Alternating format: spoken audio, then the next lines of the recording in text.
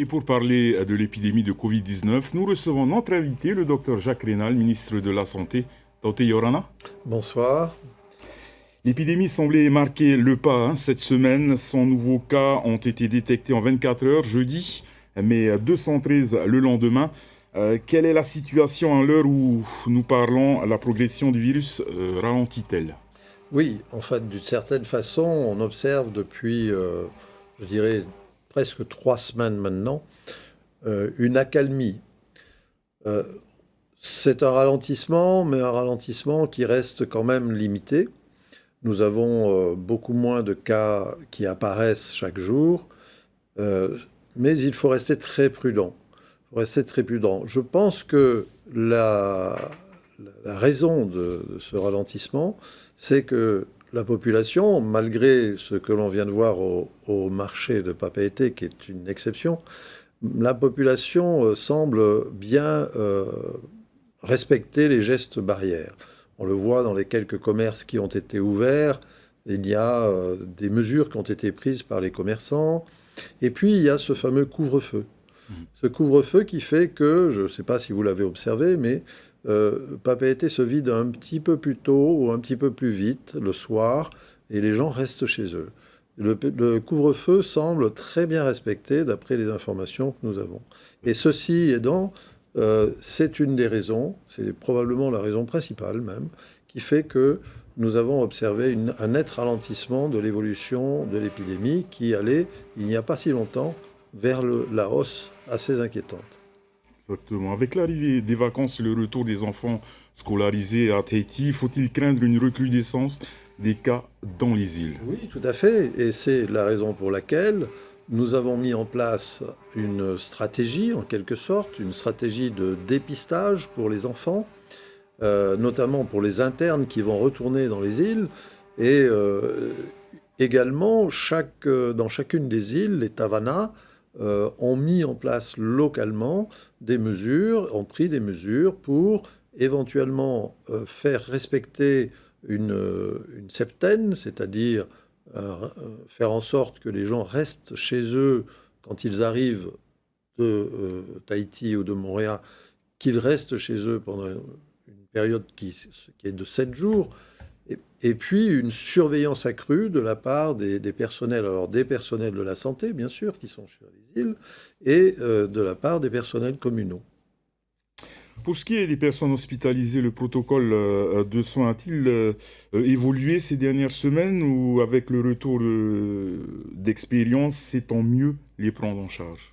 Il a évolué depuis le début de l'épidémie, dans la mesure où, comme vous le dites, le retour d'expérience a permis de mieux ajuster, en quelque sorte, les traitements en fonction des cas de ceux qui, malheureusement, se retrouvaient hospitalisés.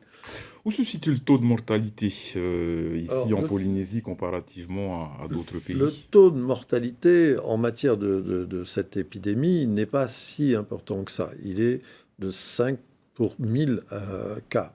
Donc, c'est pas un taux énorme, mais c'est déjà beaucoup. Nous avons, à l'heure actuelle, nous comptabilisons ce soir 74 décès dus à cette épidémie. C'est déjà beaucoup, malheureusement.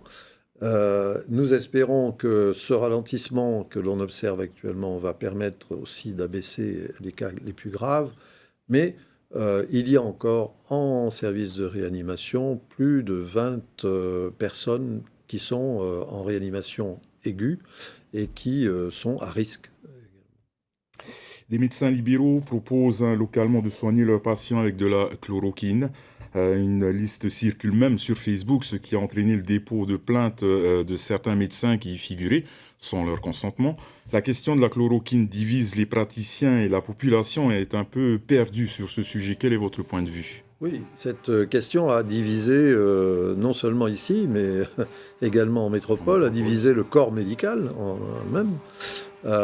Il y a eu nécessité pour nous de prendre un certain nombre de mesures, et c'est ce que nous avons fait au début de cette épidémie, puisque nous observions et nous avions été alertés par les professionnels d'une rupture d'approvisionnement dans un des médicaments qui sert à prendre en charge une autre maladie que le Covid, c'est-à-dire les maladies immunologiques, et c'est donc un médicament indispensable, qui est la chloroquine, mais sous forme commerciale qu'on appelle le Plaquenil. Et donc cette restriction d'accessibilité du patient à cette molécule a fait qu'il y a eu une certaine émotion dans le corps médical. Mais en fait, nous avons réouvert cette possibilité pour le corps médical de represcrire du Plaquenil, mais de ne le prescrire que dans ce que l'on appelle l'autorisation de mise sur le marché, qui est donc le cas spécifique pour lequel cette molécule a été commercialisée, hein, et non pas pour le Covid. Après, le médecin peut toujours prendre sur lui la responsabilité de prescrire ce médicament dans l'hypothèse où il semble que lui pense que c'est nécessaire, mais il faut qu'il informe son patient précisément que ce n'est pas le traitement habituel de cette maladie-là, hein, que ce n'est pas prouvé que c'est un médicament efficace dans ce cas-là, et qu'il prend la responsabilité lui-même de cette prescription. La mise sur le marché d'un vaccin suscite énormément d'espoir. Bien évidemment, en métropole, la Haute Autorité de Santé doit rendre ses conclusions.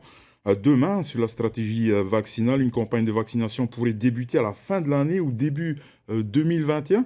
En métropole, la Polynésie sera-t-elle concernée? Bien sûr, et plus que la chloroquine, c'est surtout le vaccin qui va nous permettre de régler cette épidémie mondiale, sur le plan mondial. Donc, des milliards de personnes sont concernées. L'hypothèse d'une vaccination se fait de plus en plus proche, c'est-à-dire que la France pourrait disposer, avant la fin de cette année, déjà d'une forme de vaccin, ce fameux vaccin Pfizer qui doit se conserver à moins 80 degrés. Et d'autres vaccins, vous le savez, sont en cours d'élaboration avec un laboratoire français qui s'appelle AstraZeneca et puis d'autres. Il y en a 4 actuellement qui sont positionnés. Bien sûr que nous allons pouvoir accéder à cette vaccination. Je n'ai pas encore suffisamment d'informations pour dire si ça sera d'ici la fin de cette année ou en début de l'année prochaine, mais très probablement dans le début de l'année prochaine, nous pourrons bénéficier de ce fameux vaccin Pfizer. Nous sommes associés pour cela et la France a souhaité nous associer dans la commande. Vous savez que les pays européens se sont groupés dans la commande générale de ces pays-là et une dotation pourra être affectée à la Polynésie française par la France dans ce cadre-là. Merci beaucoup, Tante Rénal, d'avoir répondu à notre invitation. Merci à vous. J'avais enlevé mon masque parce que nous respectons les gestes barrières. Il faut le préciser. Voilà, merci.